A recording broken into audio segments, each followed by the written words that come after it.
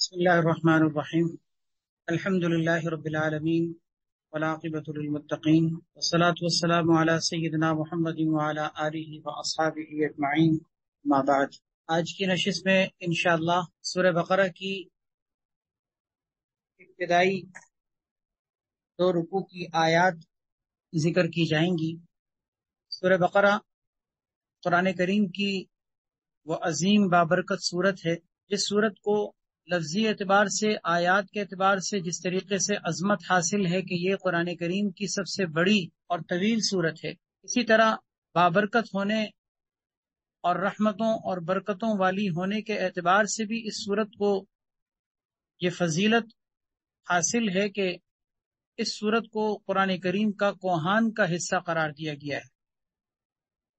یعنی اس کا مطلب یہ ہوا کہ یہ قرآن کریم کی ایسی عظیم صورت ہے کہ جس کو نبی کریم صلی اللہ علیہ وسلم نے کوہان قرار دیا کہ قرآن کریم کے کوہان کی بلندی سورہ بقرہ ہے.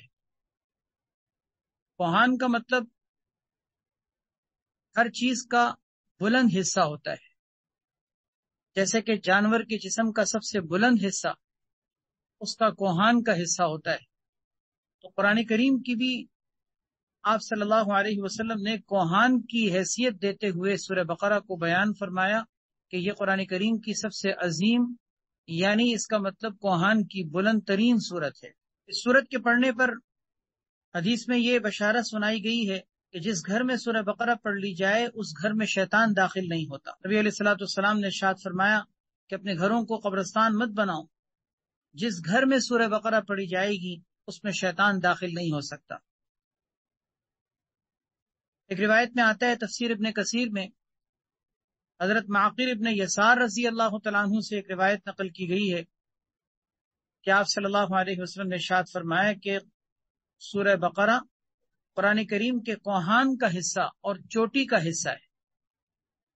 اس کی ہر آیت کے ساتھ 80 فرشتے نازل ہوئے ہیں. ہر آیت کے ساتھ اندازہ کیجئے کہ اس کی ہر آیت کے ساتھ 80 فرشتے اترے ہوں تو کیا اس کا مقام اور کیا اس کا درجہ اور رتبہ ہوگا.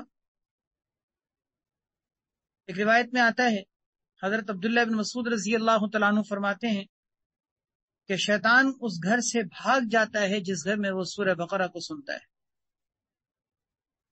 بلکہ ایک روایت میں تو یہاں تک نقل کیا گیا ہے کہ جس گھر میں سورہ بقرہ پڑھی جائے تو شیطان ریح خارج کرتے ہوئے گھر سے بھاگتا ہے. یہ خارج کرتے ہوئے بھاگنے کا مطلب یعنی ذلت کے ساتھ بھاگنا، اس سے اشارہ ہے اس کے ذلیل ہو کر بھاگنے کی طرف کہ وہ ری خارج کرتے ہوئے یعنی ذلت اور رسوائی کے ساتھ ذلیل اور رسوا ہو کر سرپٹ دوڑتا اور بھاگ جاتا ہے اس گھر سے کہ جس گھر میں سورہ بقرہ پڑھی جائے. اس لیے سورہ بقرہ کے پڑھنے کا اور پڑھتے رہنے کا اہتمام کرنا چاہیے، اس لیے کہ اس سورت کے پڑھنے والے کو اللہ تبارک و تعالی ہر قسم کے جادو ٹونے سے، سحر سے اور مختلف قسم کی جتنی بھی شرانگیزیاں ہیں یا لوگوں کی جانب سے شر پہنچانے کی جتنی شکلیں ہیں یا ظاہری اور باطنی جو دشمنوں کی دشمنیاں ہوتی ہیں ان دشمنیوں سے، سحر و جادو سے، شرانگیزیوں سے اللہ تعالی حفاظت فرماتے ہیں. بہت سے ایسے لوگ جو اپنی پریشانیوں سے تنگ آ کر عاملوں کے چکر لگانے کی طرف جاتے ہیں اور مختلف قسم کے عاملین کے پاس جا کر اپنا زر کثیر بھی خرچ کرتے ہیں، اپنا وقت بھی ضائع کرتے ہیں، اور سب سے بڑھ کر جو نقصان پہنچانے والی چیز کہ اپنے دین اور ایمان اور اپنا توکل علی اللہ، اللہ کی ذات پر توکل اور بھروسے کی جو چیز ہے اس کو بھی ختم کر ڈالتے ہیں. تو میں ایسے تمام لوگوں سے کہ جو آ کے اس حوالے سے کوئی مشورہ کرتے ہیں یا کسی عامل کا پتہ مانگتے ہیں، کسی عامل کے حوالے سے کوئی مشورہ مانگ رہے ہوتے ہیں، تو میں تو ان کو صاف لفظوں میں یہ کہتا ہوں کہ ادھر ادھر جانے کی چکر لگانے کے بجائے ایک تو اللہ تبارک و تعالیٰ سے مانگنا سیکھیں، صلاۃ الحاجت پڑھ کر اللہ کے سامنے رونا گڑ گڑانا، آہوزاری کرنا، گریہوزاری کرنا، رجوع اللہ، ایک تو اس چیز کا اہتمام کیا کریں. دوسرا، کرنے کے اور پڑھنے کے کاموں میں جو ان کو خاص طور پر جس چیز کی میں عام طور پر تلقین کرتا ہوں وہ یہ کہ آپ سورہ بقرہ کو کیوں نہیں اختیار کرتے؟ سورہ بقرہ کے پڑھنے کی برکت سے اللہ تبارک و تعالیٰ آپ کے سارے مسئلے جب انشاءاللہ گھر بیٹھے حل کر دیں گے، تو کیا ضرورت ہے کہ ایک انسان اپنے دین اور ایمان کا اور اپنے توکل وغیرہ کا سودا کر لے دوسروں کے پاس جا کر؟ اس لیے سورہ بقرہ کو ہلکا نہیں لینا چاہیے، اس کو معمولی نہیں سمجھنا چاہیے. خاص طور پر اس کی چند آیات تو اتنی قیمتی ہیں کہ ان آیات کو پڑھنے والے کو اللہ تبارک و تعالی ہر قسم کے جادو ٹونے سے اور سحر سے اور مختلف قسم کے جنات اور شیاطین کے شر سے اللہ اس کی حفاظت فرما دیتے. حدیث میں آتا ہے، تفسیر ابن کثیر میں حضرت عبداللہ ابن مسعود رضی اللہ تعالیٰ عنہ سے موقوفاً نقل کیا گیا ہے کہ جس نے سورہ بقرہ کی 10 آیتیں رات کو پڑھ لی، اس گھر میں کبھی شیطان داخل نہیں ہو سکتا. یعنی اس گھر سے شیطان کا گویا کہ گزر ہو ہی نہیں سکتا کہ جس میں رات کو یہ 10 آیتیں پڑھ لی جائیں. اس کے لیے یاد رکھیے پوری سورہ بقرہ پڑھنی ضروری نہیں، صرف چند آیتیں 10 آیتیں پڑھ لینا کوئی مشکل نہیں ہے. اگر یہ 10 آیتیں بھی اگر رات کو پڑھ لی جائیں، اللہ تبارک و تعالی شیاطین سے اس گھر کی اور گھر والوں کی حفاظت فرما دیتے ہیں. وہ 10 آیتیں کون سی ہیں؟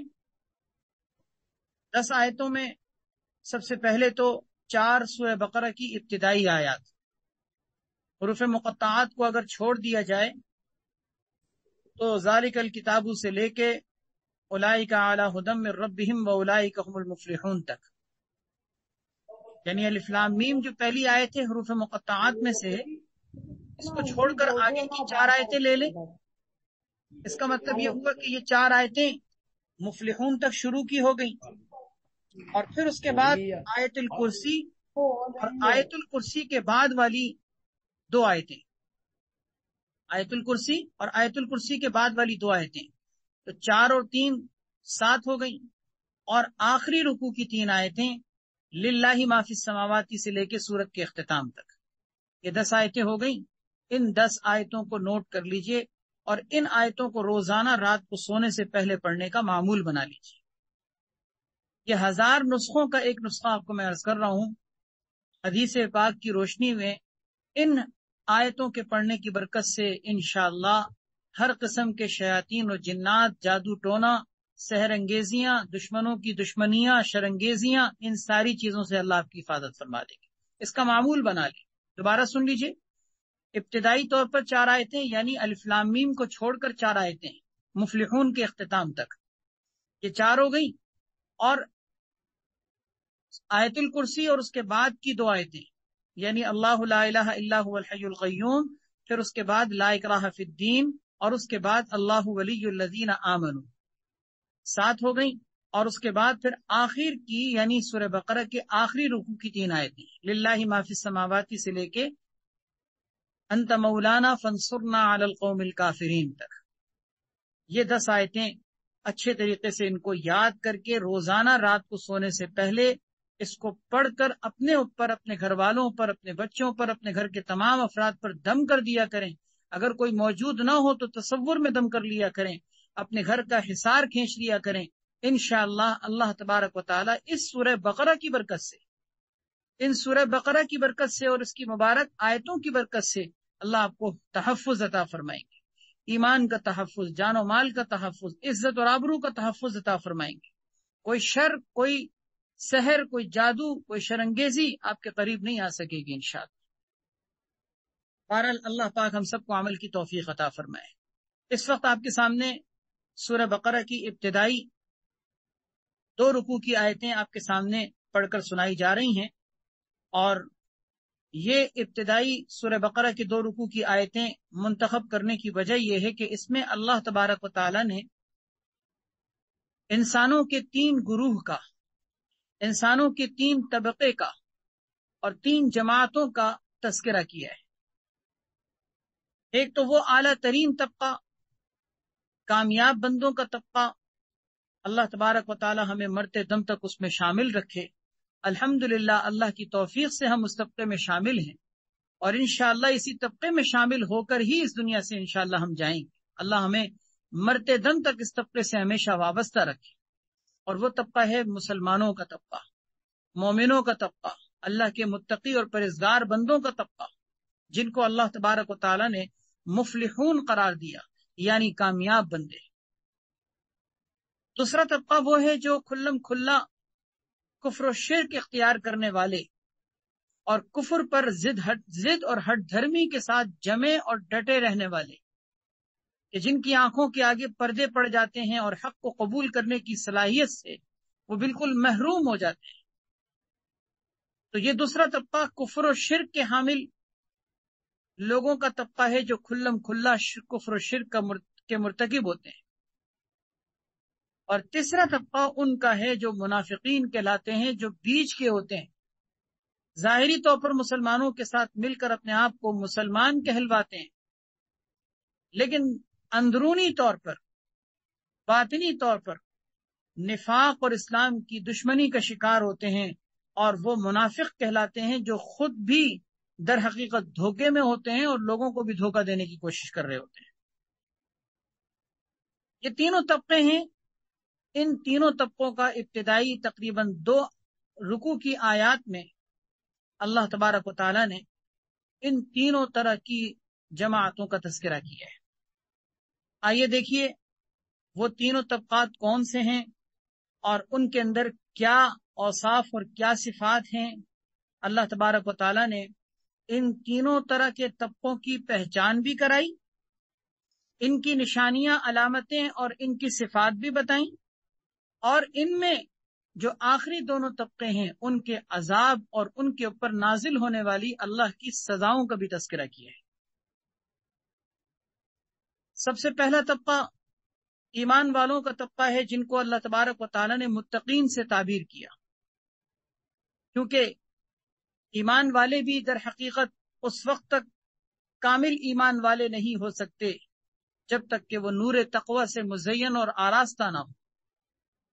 اس لیے کہ محض کلمہ پڑھ لینے سے اور توحید و رسالت کی گواہی دے دینے سے بھی انسان کامل درجے کا مومن نہیں ہوتا جب تک کہ اس کے اندر متقی ہونے کی اور پرہیزگار ہونے کی صفت پیدا نہ ہو۔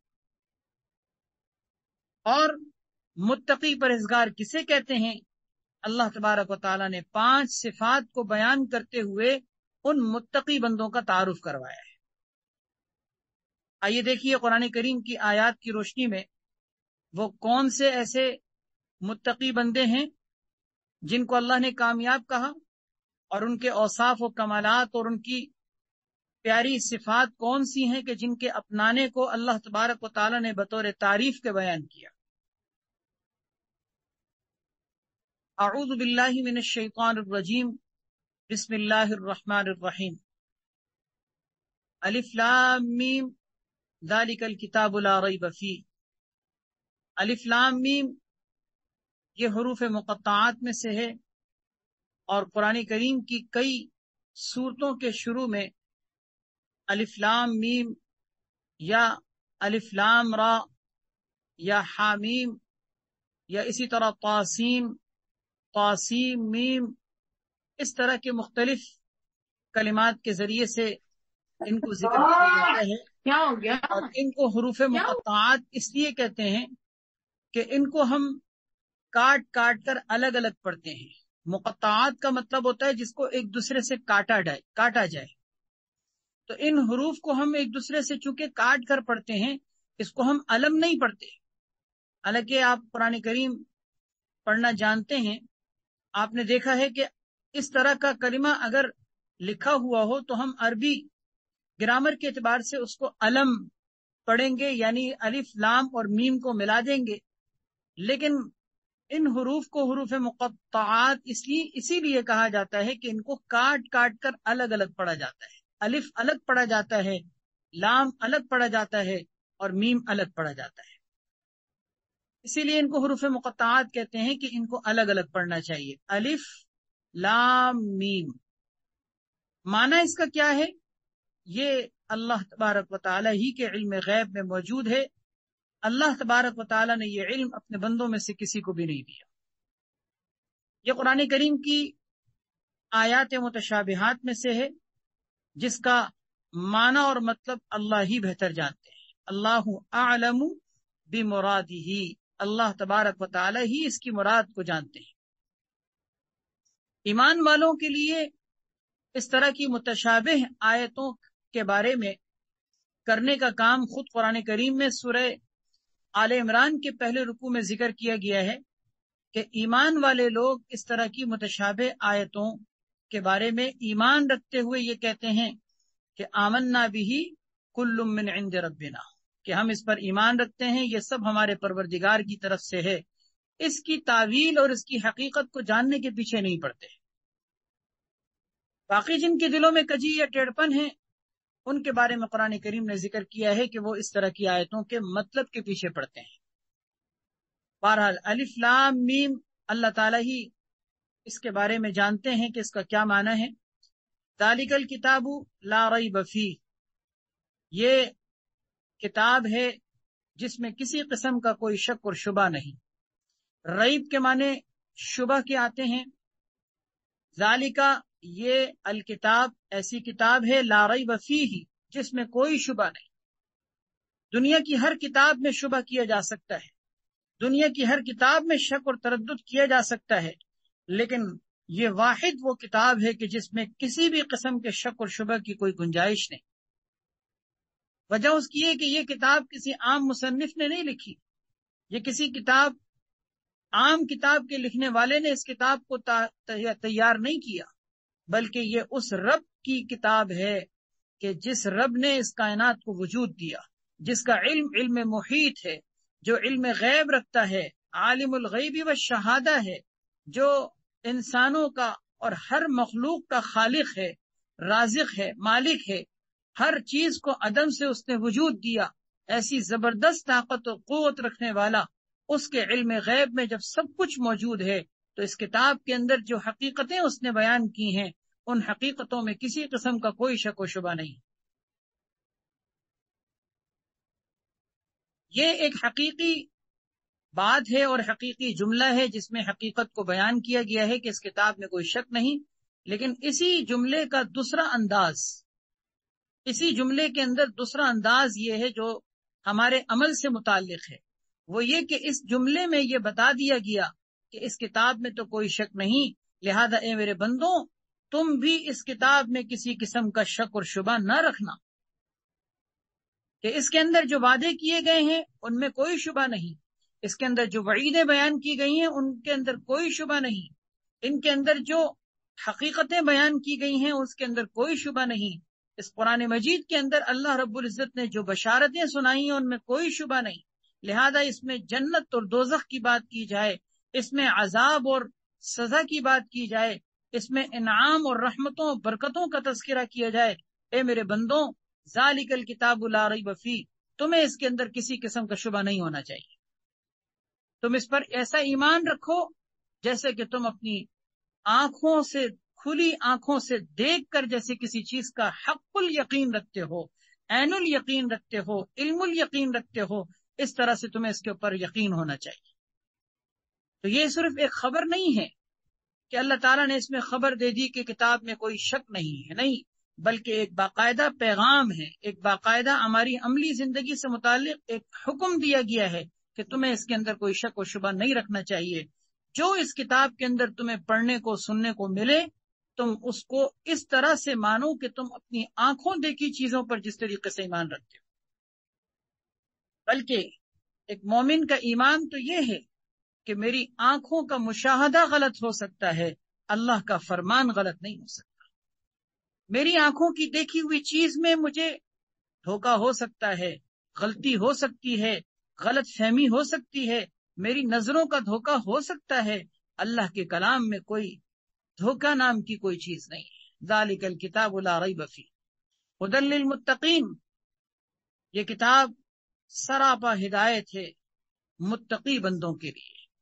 میں نے عرض کیا کہ اس کی ابتدائی آیات میں مومنوں کے طبقے کا تذکرہ کیا گیا ہے، لیکن بطور خاص ان مومنوں کا اس کے اندر نام لیتے ہوئے ان کو متقی کہا گیا۔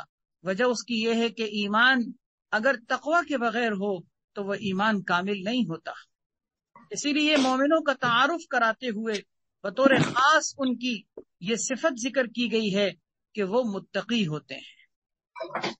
ہدی للمتقین، یہ کتاب ہدایت ہے متقی بندوں کے لیے، یعنی ان بندوں کے لیے جو تقوی والی صفت کو اختیار کرتے ہیں، پرہیزگاری والی صفت کو اختیار کرتے ہیں۔ اور تقوی پرہیزگاری کا حاصل یہ ہے کہ اللہ کا ڈر اور گناہوں سے بچنا، اللہ کا ڈر اور گناہوں سے بچنا۔ تقوی کی آسان الفاظ میں جو تشریح کی گئی ہے وہ یہ دو جملے ہیں کہ اللہ کا ڈر اور گناہوں سے بچنا۔ یہی معنی ہے تقوی کا، کہ اللہ کا ڈر، وہ ڈر کہ جو انسان کو گناہوں سے روک دے، اسی کو تقوی کہتے ہیں۔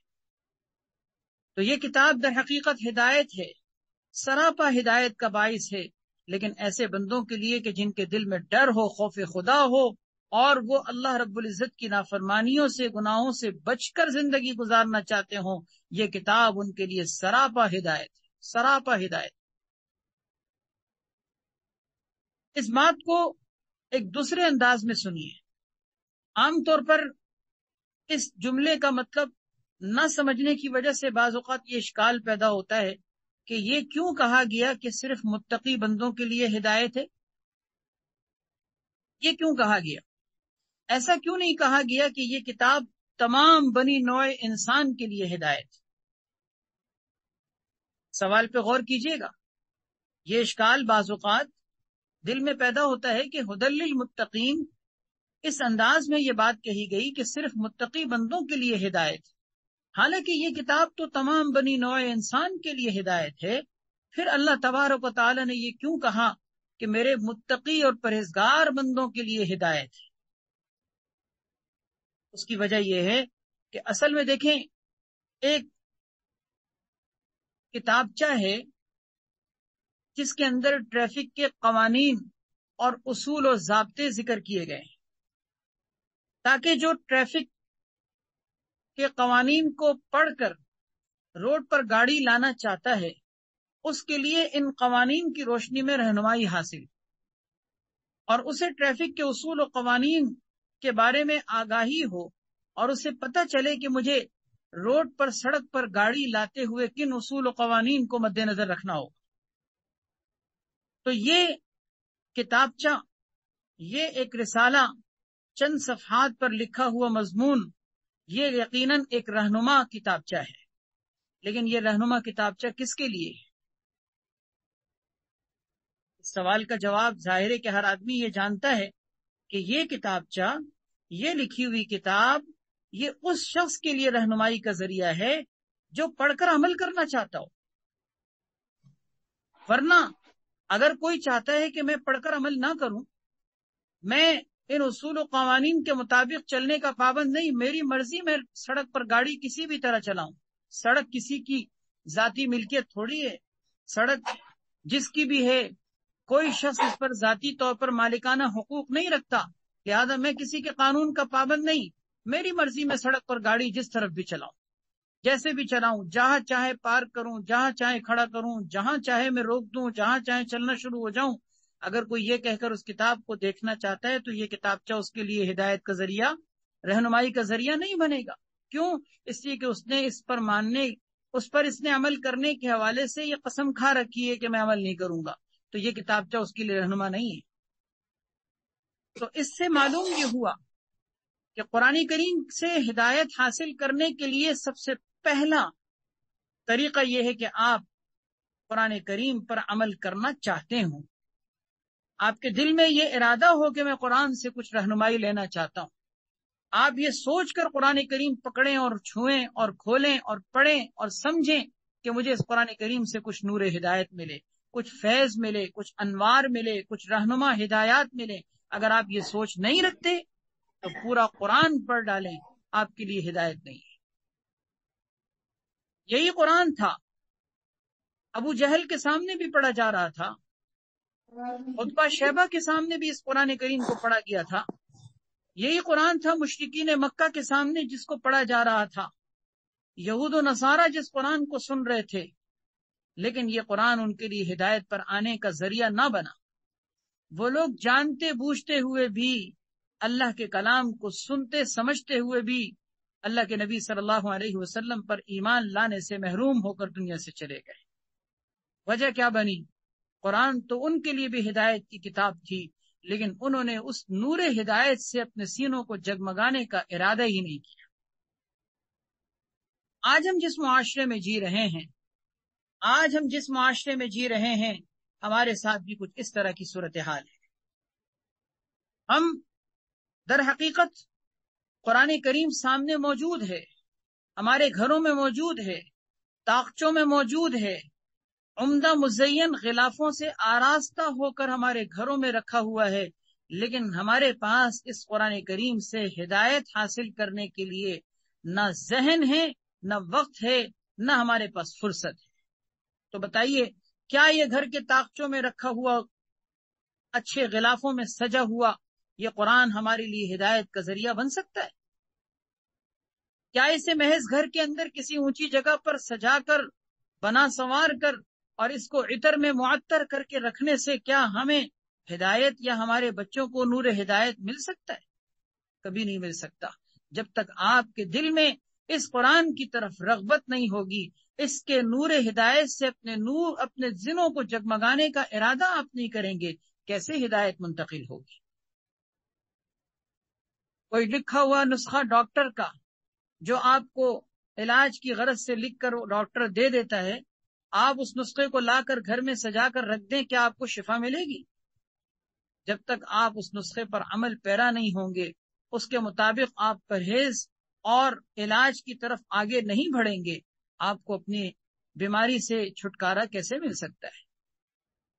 اسی طریقے سے یاد رکھیے، یہ قرآن کریم اللہ رب العزت کی ایک لاریب کتاب ہے جس میں کسی قسم کا کوئی شک و شبہ نہیں، لیکن یہ ہدایت ان لوگوں کے لیے ہے جن کے دلوں میں تقوی ہوتا ہے، پرہیزگاری ہوتی ہے، خوف خدا ہوتا ہے، جو اس رہنما کتاب سے رہنمائی حاصل کرنے کے لیے قدم اٹھاتے ہیں۔ اللہ ان کے لیے ہدایت کے دروازے کھول دیتے ہیں اور پھر نور ہدایت سے ان کے سینے جگمگانے لگتے ہیں۔ اللہ ہم سب کو اس کتاب سے ہدایت حاصل کرنے کی توفیق عطا فرمائے اور ہمیں اس کتاب ہدایت کو پڑھنے کی، سمجھنے کی، عمل میں لانے کی توفیق عطا فرمائے۔ ہدی للمتقین، یہ کتاب ہدایت ہے متقی بندوں کے لیے۔ الذین یؤمنون بالغیب، وہ متقی پرہیزگار بندے جو ایمان رکھتے ہیں بن دیکھے۔ بالغیب کا مطلب بن دیکھے، یعنی انہوں نے اپنی آنکھ سے دیکھا نہیں۔ ایمانیات کی جتنی چیزیں ہیں، جیسے اللہ ہے، فرشتے ہیں، کتابیں ہیں، رسول ہیں، آخرت کا دن ہے، قیامت کا دن ہے، موت کے بعد دوبارہ اٹھایا جانا ہے، یہ ساری چیزیں، اسی طرح جنت اور دوزخ، حساب اور کتاب، یہ ساری چیزیں انہوں نے اپنی آنکھوں سے دیکھی نہیں، لیکن مانتے ہیں۔ اس کو کہتے ہیں بن دیکھے ایمان لانا۔ بن دیکھے ایمان لانا۔ الذین یؤمنون بالغیب، وہ لوگ جو ایمان رکھتے ہیں بالغیب، بن دیکھے۔ ویقیمون الصلاۃ، اور نماز قائم کرتے ہیں۔ ومما رزقناہم ینفقون، اور جو ہمارے دیے ہوئے رزق میں سے خرچ کرتے ہیں۔ لفظی ترجمہ ہے ومما، اور اس رزق میں سے، رزقناہم جو ہم نے ان کو دیا، ینفقون خرچ کرتے ہیں۔ والذین یؤمنون بما انزل الیک، وہ لوگ جو ایمان لاتے ہیں بما انزل الیک، اس چیز پر جو آپ پر نازل کی گئی، وما انزل من قبلک، اور جو اے نبی آپ سے پہلے نازل کی گئی۔ آپ پر نازل کی گئی یعنی قرآن کریم، اور آپ سے پہلے جو نازل کی گئی یعنی دیگر کتابیں، انبیاء علیہ الصلوۃ والسلام پر جو کتابیں اتری ان پر بھی وہ ایمان رکھتے ہیں، اور آپ پر نازل ہونے والی کتاب یعنی قرآن کریم پر بھی ایمان رکھتے ہیں۔ وبالآخرۃ ہم یوقنون، اور وہ آخرت کے دن پر یقین رکھتے ہیں، یقین رکھتے ہیں۔ آپ غور کیجئے گا، متقی بندوں کی ان آیات کے اندر 5 صفات ذکر کی گئی۔ سب سے پہلی صفت ہے ایمان بالغیب، بن دیکھے ایمان لانا۔ دوسری صفت ہے اقامت الصلاۃ، نماز قائم کرنا. تیسری صفت ہے انفاق فی سبیل اللہ، اللہ کے راستے میں خرچ کرنا. چوتھی صفت ہے اگلی پچھلی تمام کتابوں اور شریعتوں پر ایمان لانا. اور پانچویں صفت ہے آخرت کے دن پر یقین رکھنا. ان 5 صفات کے حامل لوگوں کو اللہ تبارک و تعالی نے اپنے کامیاب بندوں کے طور پر پیش کیا ہے کہ یہ میرے متقی بندے جن کے اندر یہ 5 صفات ہوں گی وہ در حقیقت اس قابل ہیں کہ ان کو اللہ تبارک و تعالی فلاح اور کامیابی سے نوازتے. چنانچہ اگلی آیات میں اللہ تبارک و تعالی نے ان متقی بندوں کی صفات کو ذکر کرنے کے بعد ان کا انعام بیان کیا ہے. اور انعام کے طور پر 2 چیزیں پیش کی گئی ہیں، ایک ہدایت اور دوسری فلاح. فرمایا اولئک، یہ وہ لوگ ہیں علی ھدی من ربہم، جو اپنے پروردگار کی جانب سے ہدایت پر ہیں، ہدایت کے راستے پر ہیں. یعنی اس کا مطلب یہ لوگ ہدایت یافتہ ہیں. آپ کو یاد ہوگا اس سے پچھلے درس کے اندر ہم نے سورہ فاتحہ میں اس ہدایت کی چیز پر بات کرتے ہوئے عرض کیا تھا کہ ہماری زندگی کی سب سے بڑی ضرورت کیا ہے. ہماری زندگی کی سب سے بڑی ضرورت ہدایت ہے. اور اتنی بڑی یہ ضرورت ہے کہ آکسیجن، روشنی، ہوا، پانی، غذا، خوراک ہماری اتنی بڑی ضرورت نہیں ہے جتنی بڑی ضرورت ہماری ہدایت. اس میں کوئی شک نہیں ہے. یعنی یہ بات ہر شک اور شبہ سے بالا تر ہے اور حقیقت پر مبنی ہے، حق اور سچ ہے کہ ہماری زندگی کی سب سے بڑی ضرورت ہدایت. اگر یہ ضرورت ہماری پوری نہیں ہوئی دنیا آخرت ہماری تباہ و برباد ہو جائے گی. باقی دیگر چیزیں جتنی بھی ہیں جو میں نے بھی عرض کی، آکسیجن، غذا، خوراک، پانی وغیرہ، یہ ساری چیزیں اگر نہ ملی تو صرف زیادہ سے زیادہ ہماری جان جائے گی اور کیا ہوگا. لیکن ہدایت نہ ملی تو جان نہیں بلکہ دنیا آخرت تباہ ہو جائے گی، ہمیشہ ہمیشہ کی زندگی برباد ہو جائے گی. تو ہماری زندگی کی سب سے بڑی ضرورت ہدایت. یہ ضرورت اللہ تبارک و تعالی انسان کی پوری کر دیتے ہیں ان 5 صفات کے اپنانے پر. وہ کون سی 5 صفات ہیں؟ ایمان بالغیب، نماز کا قائم کرنا، اللہ کے راستے میں خرچ کرنا، اگلی پچھلی تمام شریعتوں پر اور کتابوں پر ایمان لانا اور آخرت کے دن پر کامل یقین رکھنا. ان 5 صفات کی بنیاد پر اللہ تبارک و تعالی انسان کو یہ ہدایت کی نعمت عطا فرما دیتے ہیں. اور اسی سے یہ بات بھی معلوم ہوئی کہ ہدایت مانگتے ہوئے سورہ فاتحہ میں جو یہ کہا گیا تھا کہ اے اللہ ان لوگوں کے راستے پر چلا دے جن پر تو نے انعام فرمایا، تو وہ انعام یافتہ لوگ کون ہیں؟ وہ انعام یافتہ لوگ وہ ہیں جن کے اندر یہ صفات پائی جاتی ہے. کیونکہ ان صفات کے حامل لوگوں کو اللہ نے ہدایت کے حاصل کرنے والوں کو والے کے طور پر پیش کیا ہے. اس کا مطلب یہ ہوا کہ یہ صفات کے حامل لوگ در حقیقت ہدایت یافتہ ہیں اور انہی لوگوں کو اس قابل کہا گیا ہے کہ ان کے پیچھے چل کر انسان فلاح کے راستے پر چلے. چنانچہ فرمایا اولئک علی ھدی من ربہم، یہ ہیں وہ لوگ جو اپنے پروردگار کی جانب سے ہدایت پر ہیں. واولئک ھم المفلحون، اور یہی لوگ ہیں کہ جو فلاح پانے والے ہیں، کامیاب لوگ. فلاح کا مطلب بھی سمجھ لیجئے کہ صرف عام طور پر ہم کامیاب کہہ دیتے ہیں کہ فلاح یاب یعنی کامیاب، ورنہ فلاح ایک ایسا جامع لفظ ہے کہ جس کا مطلب اور معنی صرف کامیابی نہیں بنتے، بلکہ اس کا مطلب حقیقت کے اعتبار سے یہ ہے کہ فلاح کا مطلب دنیا اور آخرت کی مکمل کامیابی، کہ دنیا میں بھی انسان کامیاب ہو جاتا ہے، موت بھی اس کی کامیابی والی، قبر بھی کامیابی والی، حشر بھی کامیابی کے ساتھ، پل صراط میں بھی کامیاب، حساب اور کتاب کے وقت میں بھی کامیاب، میزان عمل کے وقت میں بھی کامیاب، اور جنت اور دوزخ کے وقت میں جبکہ یہ فیصلے کیے جا رہے ہوں، اس وقت بھی وہ کامیاب ہو کر جنت کا مستحق ہو جاتا ہے۔ گویا دنیا اور آخرت کی ساری فلاح اور کامیابی کی صورتیں اس فلاح کے لفظ کے اندر شامل ہیں۔ تو یہ 5 صفات کے حامل لوگ اپنے رب کی جانب سے ہدایت پر ہیں، وَأُولَئِكَ هُمُ الْمُفْلِحُونَ، اور یہی لوگ فلاح پانے والے ہیں۔ یہاں تک ہو گئی پہلے طبقے کی بات کہ جن کو مومن کہا گیا ہے، جن کو متقیوں سے تعبیر کیا گیا۔ اللہ تبارک و تعالیٰ کا نہایت شکر اور احسان ہے کہ اللہ رب العزت نے ہمیں اس طبقے میں شامل رکھا ہے۔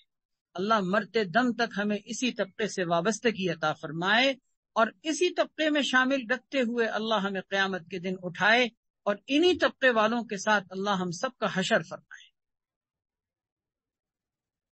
اب آگے دوسرا طبقہ سنیے، جس طبقے کو کافروں کا طبقہ کہا جاتا ہے، یعنی جو کھلم کھلا کفر و شرک کرنے والے، اپنے کفر پر ڈٹنے والے، اپنے کفر پر جمنے والے۔ وہ کون لوگ ہیں؟ ان کو کافر کہا جاتا ہے۔ اور ان لوگوں کے اندر کیا چیز ایسی پائی جاتی ہے کہ جس نے ان کو کفر کے راستے پر جمائے رکھا ہے؟ اللہ تبارک و تعالیٰ نے 2 آیتوں کے اندر ان کا نقشہ کھینچا ہے اور ان کا عذاب بھی ذکر کیا ہے۔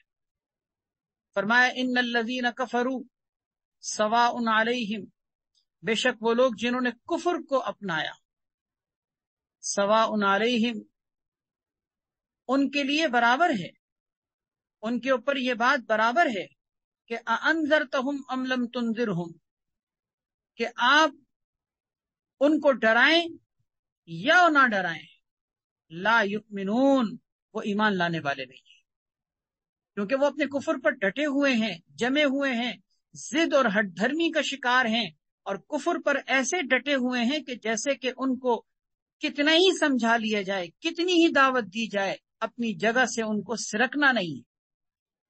انہوں نے نہ ماننے کی قسم کھا رکھی ہے۔ سواء علیہم، ان کے اوپر یہ بات برابر ہے کہ نبی آپ ان کو ڈرائیں یا نہ ڈرائیں، آپ ان کو دعوت دیں یا نہ دیں، لا یؤمنون، وہ ایمان لانے والے نہیں ہیں۔ ختم اللہ علی قلوبہم وعلی سمعہم، اللہ نے ان کے دلوں پر ان کی سرکشی کی وجہ سے مہر لگا دی، اور ان کے کانوں پر مہر لگا دی، وعلی ابصارہم غشاوہ، اور ان کی آنکھوں پر پردے پڑے ہوئے ہیں، وَلَهُمْ عَذَابٌ عَظِيمٌ، ان کے لیے بہت بڑا عذاب ہے۔ یہ کفر اختیار کرنے والوں کا گویا اللہ تعالیٰ نے نقشہ کھینچا کہ ایسی سرکشی اور ہٹ دھرمی ہے کہ پیغمبر خدا ان کو جتنی بھی دعوت دے دیں یا دعوت نہ بھی دیں، ایمان لانے کے بارے میں وہ یہ بات طے کر چکے ہیں کہ ہم اپنی جگہ سے نہیں ہلیں گے۔ اللہ تعالیٰ فرماتے ہیں کہ یہ ان کی سرکشی کی وجہ سے ہی در حقیقت ان کے دلوں پر مہر لگی ہوئی ہے۔ وَمِنَ النَّاسِ مَن يَقُولُ آمَنَّا بِاللَّهِ، لوگوں میں سے، وَمِنَ النَّاسِ، اور لوگوں میں سے، من، کچھ ایسے بھی لوگ ہیں، یقولو، جو یہ کہتے ہیں، آمنا باللہ، کہ ہم اللہ پر ایمان لائے۔ زبان سے تو کہتے ہیں آمنا باللہ، ہم اللہ پر ایمان لائے، وبالیوم الآخر، اور آخرت کے دن پر ایمان لائے، لیکن وما ہم بمؤمنین، وہ لوگ حقیقت میں مومن نہیں ہوتے۔ وہ لوگ حقیقت میں مومن نہیں ہوتے، کیونکہ زبان سے کلمہ اسلام، کلمہ توحید پڑھنے والے دل سے تصدیق کرنے والے نہیں ہوتے۔ یخادعون اللہ، وہ لوگ دھوکہ دیتے ہیں اللہ کو۔ یخادعون، وہ لوگ دھوکہ دیتے ہیں اللہ تبارک و تعالی۔ والذین آمنوا، اور ان لوگوں کو جو ایمان لے کر آئے، گویا وہ اللہ کو بھی دھوکہ دیتے ہیں، ایمان والوں کو بھی دھوکہ دیتے ہیں۔ اس سے معلوم ہوا کہ منافق جو در حقیقت دوغلا پن اختیار کر کے زندگی گزارتا ہے، اندر کچھ باہر کچھ، در حقیقت وہ اللہ اور ایمان والوں کو یہ دھوکہ دینے کے لیے کر رہا ہوتا ہے، لیکن اللہ اور ایمان والوں کو وہ کیا دھوکہ دے گا؟ اللہ تعالیٰ فرماتے ہیں وما یخدعون، وہ لوگ دھوکہ نہیں دیتے، الا انفسہم، مگر اپنے آپ کو دھوکہ دیتے ہیں، وما یشعرون، لیکن ان کو اس کا شعور نہیں ہوتا، ان کو اس کا احساس نہیں ہوتا کہ وہ کیا کر رہے ہیں۔ گویا وہ دھوکہ یہ جان کر دے رہے ہوتے ہیں کہ ہم اللہ اور ایمان والوں کو دھوکہ دے رہے ہیں. اللہ کہتے ہیں کہ وہ کسی کو بھی دھوکہ نہیں دیتے، در حقیقت وہ اپنے آپ کو دھوکہ دیتے ہیں، ان کو اس کا احساس نہیں. جیسے آپ اس کی مثال سمجھے، ایک آدمی کسی کے گھر میں چوری کے لیے داخل ہوا اور چوری کرنے کی پلاننگ اس نے کی اور چوری کرنے میں کامیاب ہو گیا اور پیسہ لے کے نکل گیا، بھاگ گیا، وہ چوری میں کامیاب ہو گیا. بظاہر وہ اپنے آپ کو لوگوں کے سامنے، اپنے ساتھیوں کے سامنے، اپنے گروہ کے لوگوں کے سامنے وہ یہ کہتا ہوا نظر آئے گا کہ آج کے دن میں نے تیر مار لیا، میں کامیاب ہو گیا، جو پلاننگ کی تھی میں اس میں کامیاب ہو گیا. بظاہر تو یہ اپنے آپ کو کامیاب سمجھ رہا ہے، لیکن در حقیقت یہ کامیاب نہیں، یہ دھوکے کا شکار ہے. یہ اپنے آپ کو جو کامیاب سمجھ رہا ہے، در حقیقت یہی کامیابی اس کی ناکامی ہے، یہی کامیابی اس کی ناکامی ہے. کیوں؟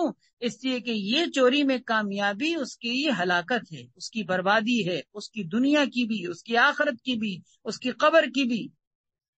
تو جسے وہ کامیابی سمجھ رہا ہے، یہی کامیابی در حقیقت اس کی ناکامی ہے.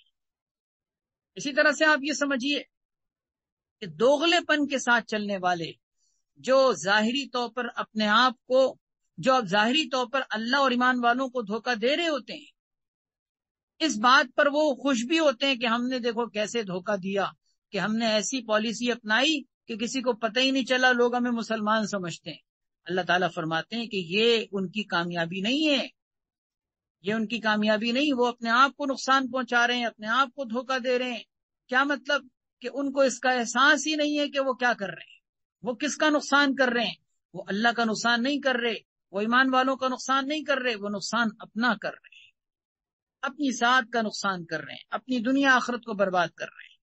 فی قلوبہم مرض، ان کے دلوں میں روگ ہے. مرض بیماری کو کہتے ہیں. قلوب قلب کی جمع ہے.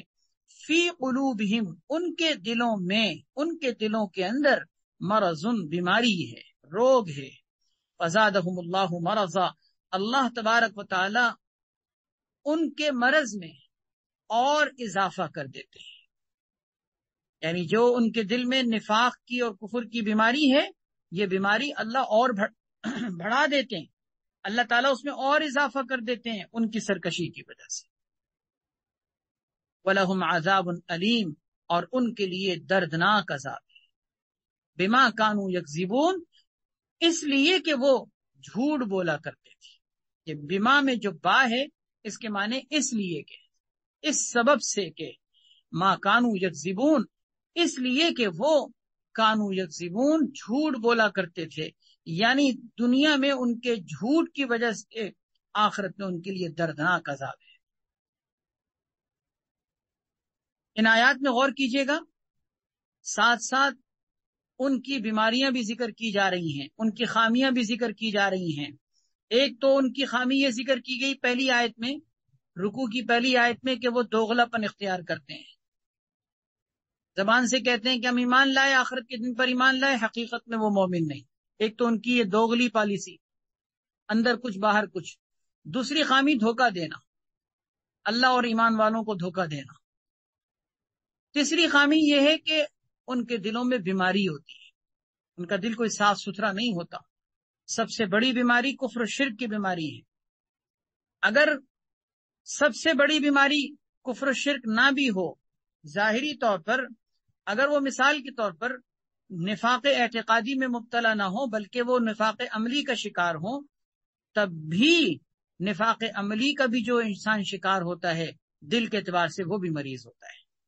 کیونکہ جب دل صاف ستھرا نہ ہو، انسان اخلاقی برائیوں میں مبتلا ہوتا ہے، زبان سے جھوٹ بول رہا ہوتا ہے، لوگوں کو اپنے کردار سے، اپنے اخلاق سے نقصان پہنچا رہا ہوتا ہے، وعدہ کر کے خلاف ورزی کر رہا ہوتا ہے، عہد شکنی کا مرتکب ہوتا ہے، زبان دے کے مکر جاتا ہے، امانتوں میں خیانت کر رہا ہوتا ہے، جھوٹ بول رہا ہوتا ہے، گالم گلوچ کر رہا ہوتا ہے. یہ ساری برائیاں جو اس کے اندر آتی ہیں، یہ کیوں آتی ہیں؟ دل گندا ہے نا. جب دل گندا ہے تو پھر اعمال گندے ہوتے ہیں. دل بنا ہوا ہو تو اعمال اچھے ہوں گے، دل نہ بنا ہوا ہو تو اعمال گندے ہوتے ہیں. جیسے ٹنکی کے اندر پانی صاف ستھرا ہو تو ہر گھر کے نلکے کے اندر جہاں سے بھی آپ کھولیں، کوئی بھی نلکا کھولیں، آپ کو صاف ستھرا پانی ملے گا.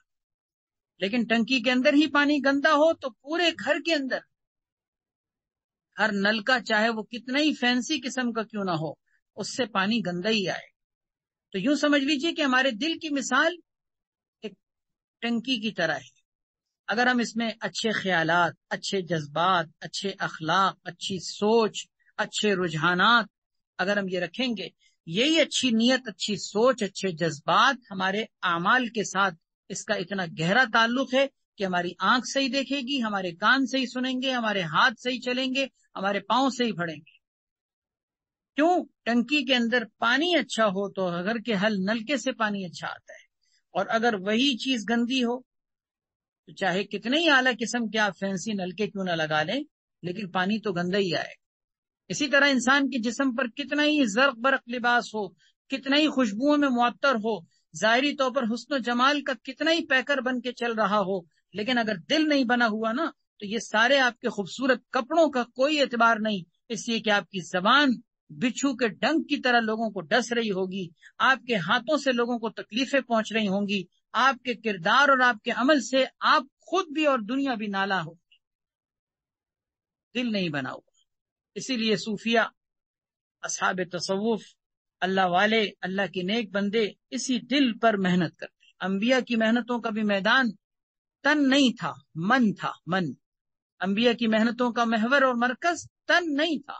انبیاء نے آ کر تن پروری کی محنت نہیں کی کہ کیا کھانے سے کتنا انسان کا وزن بڑھتا ہے اور کتنا کھانے سے اور کیا کھانے سے انسان طاقتور ہوتا ہے. انبیاء کی محنتوں کا یہ میدان نہیں ہے. انبیاء کی محنتوں کا میدان قلب ہے. ان اللہ لا ينظر الى صورکم واموالکم، اللہ تمہاری صورتوں کو، تمہارے مالوں کو نہیں دیکھتے. ولکن ينظر الى قلوبکم واعمالکم، اللہ تمہارے قلوب کو دیکھتے ہیں، تمہارے اعمال کو دیکھتے ہیں. آج تن پروری کی محنت پہ ہمیں مادیت پرستی کی زندگی نے ایسا لگا دیا کہ ہر آدمی اپنے تن پروری میں لگا ہوا ہے. کپڑے ایسے ہوں، جسم ایسا ہو، خوبصورتی ایسی ہو، میک اپ ایسا ہو، حسن و جمال ایسا ہو، ظاہری رکھ رکھاؤ ایسا ہو، گھر ڈیکوریٹ ایسا ہو، گاڑی ایسی ہو، بنگلہ ایسا ہو. سب تن پروری کی محنت ہے، یاد رکھیے. سب تن پروری کی محنت ہے. من پروری کی محنت یہ اللہ اور رسول کی محنت ہے، قرآن کی محنت ہے، شریعت کی محنت ہے. یہ ہے من پروری. نفاق کے شکار لوگ، چاہے وہ نفاق اعتقادی میں مبتلا ہوں یا نفاق عملی کا شکار ہوں، وہ اس دل کی بیماری کا شکار ہوتے ہیں. فی قلوبہم مرض. اسی طرح بما کانوا یکذبون کہہ کر ان کی یہ خامی ذکر کی گئی کہ وہ دنیا میں جھوٹ بولا کرتے تھے. کا مطلب منافق جھوٹ بولتا ہے. جھوٹ بولنا کبھی بھی مخلص مومن کی پہچان نہیں ہے. ہمیشہ یہ منافق کی نشان. آیت المنافق ثلاث، منافق کی 3 نشانیاں ہیں. اذا حدث کذب، جب وہ بات کرتا ہے تو جھوٹ بولتا ہے. واذا وعد اخلف، جب وعدہ کرتا ہے تو اس کی خلاف ورزی کرتا ہے. واذا اؤتمن خان، اور جب اس کے پاس امانت رکھوائی جائے تو خیانت کا مرتکب ہوتا ہے. واذا قیل لهم لا تفسدوا فی الارض، جب ان سے یہ کہا جاتا ہے کہ زمین میں فساد مت مچاؤ، قالو، تو وہ یہ کہتے ہیں انما نحن مصلحون، ہم تو اصلاح کرنے والے ہیں. وَإِذَا قِيلَ لَهُمْ، جب کہا جائے ان سے لا تفسدوا، فساد مت مچاؤ، فی الارض، زمین میں، کیونکہ وہ فساد فی الارض میں لگے ہوئے ہوتے ہیں. زمین میں فساد مچانا، لوگوں کے درمیان جدائیاں ڈلوانا، لوگوں کو تنگ کرنا، اپنی ذات سے لوگوں کو نقصان پہنچانا، زمین میں گویا ان کے عمل سے، ان کے کردار سے فساد مچا ہوا ہوتا ہے. کوئی ان کو سمجھائے کہ بھئی کیا کر رہے ہو، زمین میں فساد مت مچاؤ، تمہاری وجہ سے یہ ہو رہا ہے، یہ ہو رہا ہے، یہ نقصان ہو رہا ہے، ظلم و زیادتی کر رہے ہو، حق تلفی کر رہے ہو، لوگوں کے حقوق کو پامال کر رہے ہو، لوگوں کو اذیتیں پہنچا رہے ہو. قالو، کہتے ہیں ہم کہاں کر رہے ہیں، انما نحن مصلحون، ہم تو اصلاح کرنے والے ہیں. گویا وہ کبھی اپنی غلطی تسلیم نہیں کرتے، اپنی غلطی کو بھی اچھے پیرائے میں لوگوں کے سامنے بیان کرتے ہیں. یہ منافق کی نشانی ہے، یاد رکھیے کہ وہ کبھی غلطی تسلیم نہیں کرے گا. یہ منافق کی نشانی ہے. منافق کا یہ عیب اور منافق کی یہ خامی ذکر کی گئی ہے کہ کبھی وہ اپنی غلطی نہیں مانتا. آج مسلمانوں کے اندر بھی یہ خامی اتنی کثرت سے پھیل رہی ہے کہ آپ کسی کو اس کی غلطی پر آگاہ کریں اور وہ مان لے، یہ بڑے ظرف والوں کا کام ہوتا ہے. الا ماشاء اللہ بہت کم لوگ ایسے ہوتے ہیں جو یہ شکریہ ادا کرتے ہوئے کہتے ہیں کہ جی آپ کی بڑی مہربانی، آپ نے مجھے میری غلطی پر آگاہ کیا. بہت کم لوگ اب ایسے رہ گئے، ورنہ چھوٹتے ہی یہ کہتے ہیں کہ جی اپنا کام کیجیے، آپ کو مجھ سے کیا کرنا، آپ کون ہوتے ہیں مجھے سمجھانے والے. اگر غلطی مان بھی لیں تب بھی کہتے ہیں کہ جی میری مرضی میں جو چاہے کروں. اول تو غلطی مانتے ہی نہیں ہے, کہتے ہیں جی میں نے کون سا غلط کیا ہے, یہ کوئی غلط تھوڑی ہے. آپ کسی کو کہہ کے دیکھ لیں, آپ کسی کو اس کی غلطی پر متنبع کر کے دیکھ لیں, پھر دیکھیں کیا ہوتا ہے. بحث شروع ہو جاتی ہے, مباحثہ شروع ہو جاتا ہے, لڑائی جھگڑے شروع ہو جاتے ہیں کہ جی میں کہاں غلط ہوں, میں نے کون سا ایسا غلط کر دیا, یہ کوئی غلطی ہے. یاد رکھیے اپنی غلطی تسلیم کرنا سیکھیں. یہ منافق کی نشانی ہے کہ وہ اپنی غلطی کو تسلیم نہیں کرتا, اپنی غلطی کو اس انداز میں پیش کرتا ہے کہ جیسے کہ میں کوئی بہت بڑا نیکی کا کام کر رہا ہوں. ان سے جب یہ کہا جاتا ہے کہ زمین میں فساد مت مچاؤ تو کہتے ہیں انما نحن مصلحون, ہم تو اصلاح کرنے والے ہیں. اللہ تعالیٰ فرماتے ہیں سن لو, الا حرف تنبیہ ہے, اس کے ذریعے سے کسی کو متوجہ کیا جاتا ہے. جیسے ہم اردو میں کہتے ہیں سنو, بات سنو, کسی کو متوجہ کرنے کے لیے. الا سن لو, انہم ہم المفسدون, بے شک وہی لوگ فساد مچانے والے ہیں. ولکن لا یشعرون, لیکن ان کو شعور نہیں ہے. زبان سے اگرچہ نہیں مان رہے, کہہ رہے ہیں کہ ہم فساد مچانے والے نہیں, ہم تو اصلاح کرنے والے ہیں, لیکن اللہ کہہ رہے ہیں کہ یہ فساد مچانے والے ہیں. اس کا کیا مطلب؟ اللہ سچے ہیں, وہ جھوٹے ہیں.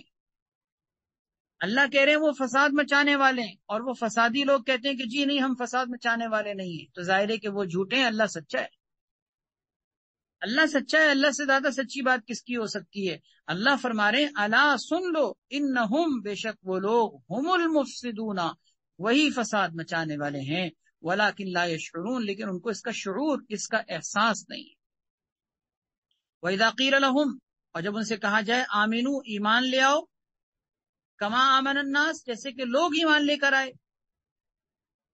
کما آمن الناس کہہ کر یہ بتا دیا کہ ایمان ایسے نہ لاؤ جیسے کہ تم لانے کا اقرار کرتے ہو, کیونکہ زبان سے تو تم بھی کہتے ہو نا کہ ہم مومن ہیں, لیکن ان کو یہ کہا جاتا ہے کہ ایمان لاؤ ایسے جیسے کہ لوگ ایمان لائیں, یعنی جیسا کہ صحابہ ایمان لائیں, جو مخلص تھے اور سچے تھے, صداقت کے پیکر تھے, زبان سے اور دل سے وہ یکساں تھے, ظاہر و باطن میں ان کے کوئی فرق اور تفاوت نہیں تھا, دوغلے پن کے اندر مبتلا نہیں تھے, جو اندر تھا وہی باہر تھا, جو ظاہر میں تھا وہی باطن میں تھا, سچے تھے, کھرے تھے, سیدھے تھے, سادے تھے.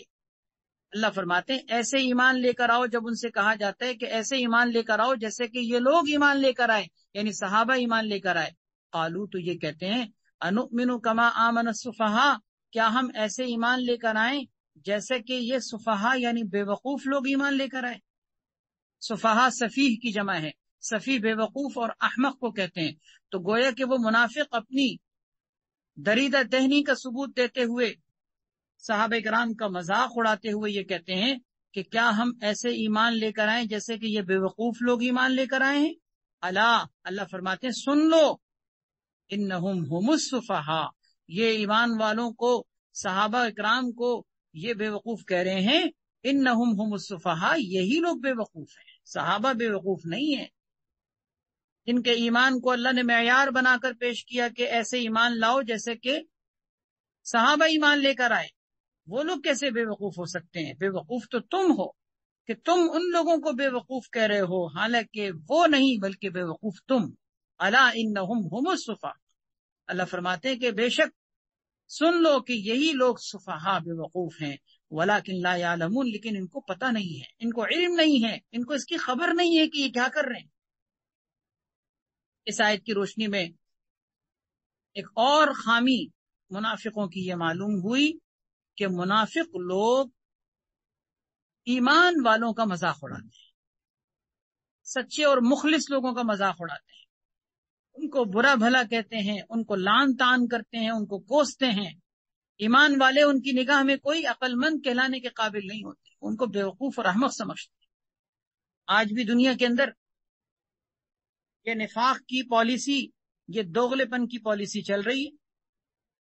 بظاہر کلمہ گو مسلمان ہیں لیکن خود ایمان والوں کا مذاق اڑا رہے ہیں.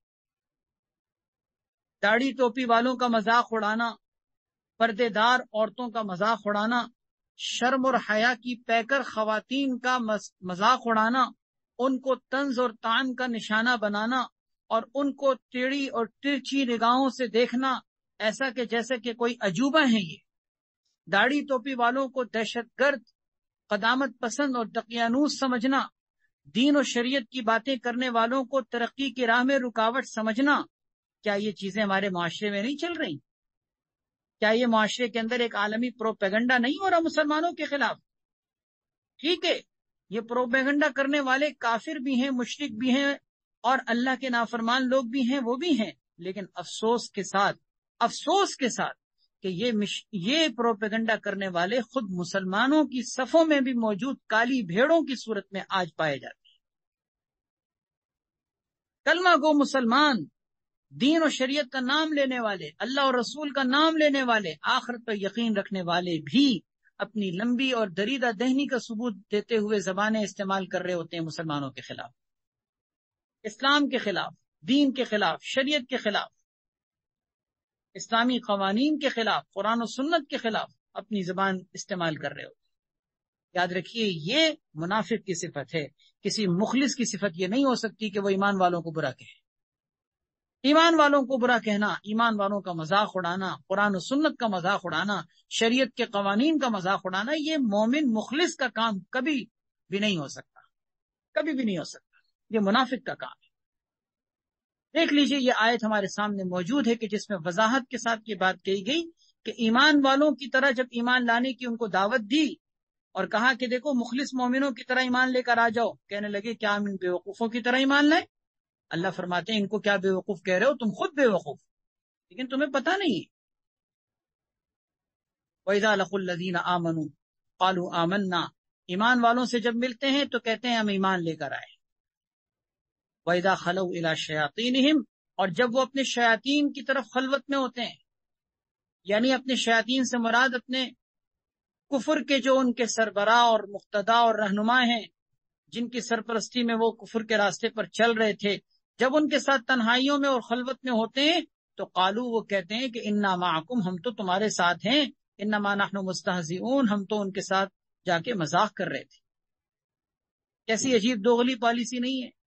ایمان والوں کے ساتھ ملتے ہیں تو قالو کہتے ہیں ایمان لے کر آئے ہم، اور جب اپنے شیاطین کے ساتھ تنہائیوں میں ہوتے ہیں تو کہتے ہیں کہ ہم تو تمہارے ساتھ ہیں۔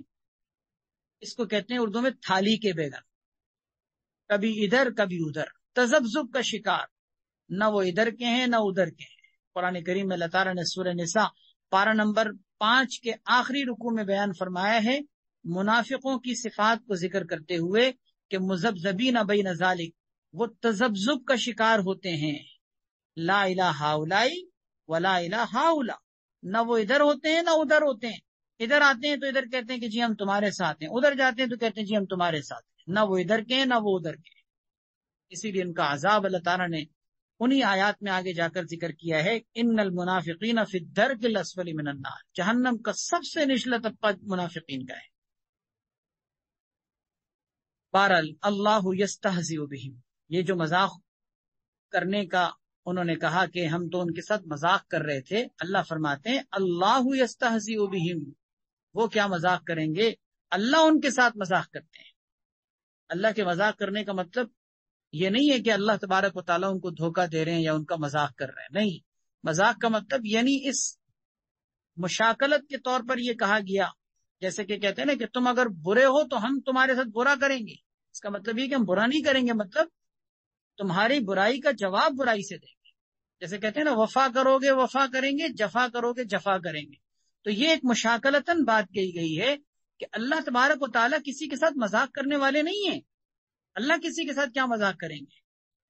اصل میں وہ جو یہ کہتے تھے زبان سے کہ ہم تو مذاق کر رہے تھے، اللہ جواب میں کہتے ہیں کہ تم مذاق کر رہے تھے، ہم تمہارے ساتھ مذاق کریں، کیا کہ تمہیں عذاب کا نشانہ بنائیں۔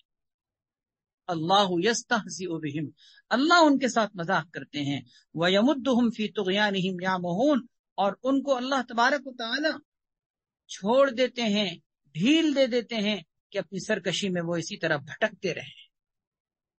اولئک الذین اشتروا الضلالہ، پھر آخر میں اللہ تعالیٰ نے منافقوں کا انجام ذکر کیا، فرمایا کہ یہ وہ لوگ ہیں، اولئک یہ وہ لوگ ہیں الذین اشتروا الضلالۃ بالہدی، جنہوں نے ہدایت کے بدلے میں گمراہی کو خرید لیا۔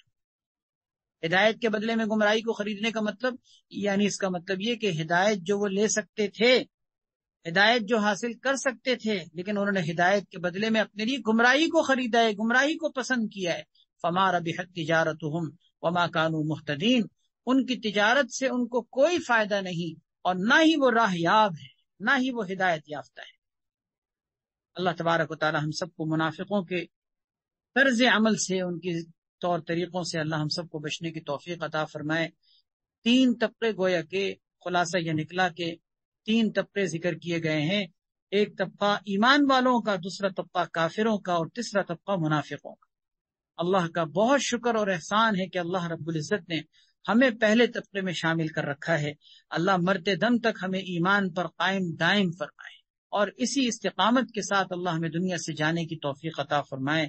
باقی جو دوسرے طبقے ہیں یعنی کفر و شرک کے طبقے، اسی طرح منافقوں کے طبقے، اللہ ہم سب کو ان سے مرتے دم تک محفوظ رہنے کی توفیق عطا فرمائے.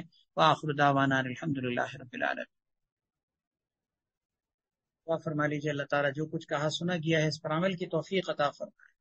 الحمدللہ رب العالمین والعاقبۃ للمتقین والصلاة والسلام علی سیدنا محمد وعلی آلہ واصحابہ اجمعین.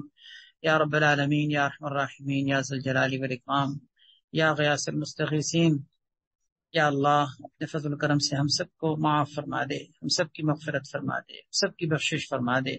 یا اللہ ہم سب کے گناہوں سے درگزر فرما، ہم سب کی اس عمل کو اپنی بارگاہ میں قبول فرما جو ہم ایک اجتماعی طور پر بیٹھ کر ایک سلسلے کا آغاز کر چکے ہیں دین کو سیکھنے کے لیے، قرآن و حدیث کو سمجھنے کے لیے. اللہ ہمارے سلسلے کو، ہمارے اس عمل کو اپنی بارگاہ میں قبول فرما اور اس عمل کو اور اس سلسلے کو ہمارے لیے ذریعہ نجات بنا، ذریعہ ہدایت بنا، ہمارے لیے عافیتوں کے حصول کا ذریعہ بنا، قرآن و سنت کو سمجھنے کا ذریعہ بنا. ہمارے اس مل بیٹھنے کو اپنی بارگاہ میں اپنی شان کے مطابق قبول فرما. اس کا اجر و ثواب دنیا میں بھی اور آخرت میں بھی ہمیں اپنی شان کے مطابق عطا فرما. ہماری کمزوریوں کو دور فرما، ہماری خامیوں کی اصلاح فرما، ہماری کوتاہیوں کو معاف فرما. ہم میں، ہمارے گھر والوں میں، رشتہ داروں میں جو لوگ بیمار ہیں سب کو شفائے کلی نصیب فرما. جو کمزور ہیں ان کو قوت عطا فرما. پریشان حال لوگوں کی پریشانیوں کو دور فرما. ہم میں سے جس کے گھر میں، جس کے بھی ذاتی اعتبار سے، معاشی اعتبار سے، معاشرتی اعتبار سے جو بھی مسائل ہیں، یا اللہ تو اپنے فضل سے، اپنے کرم سے، قرآن پاک کی برکت سے، ہمارے اس مبارک عمل کی برکت سے ہم سب کی پریشانیوں کو دور فرما، ہم سب کے مسائل کو حل فرما، ہم سب کو عافیت نصیب فرما، ہم سب کو نور ہدایت سے منور فرما. ہمارے سلسلے کو قائم دائم فرما اور اس میں تمام جتنے بھی جڑنے والے افراد ہیں، مردوں میں، عورتوں میں، یا اللہ سب کو، یا اللہ اس کا بہترین اجر و صلہ عطا فرما. سب کو کامیابی نصیب فرما، سب کے دلوں کو نور ہدایت سے منور فرما، سب کو ان کے تمام جائز مقاصد میں کامیابی نصیب فرما. سبحان ربک رب العزت عما یصفون وسلام علی المرسلین والحمد للہ رب العالمین. آمین برحمتک یا ارحم الراحمین.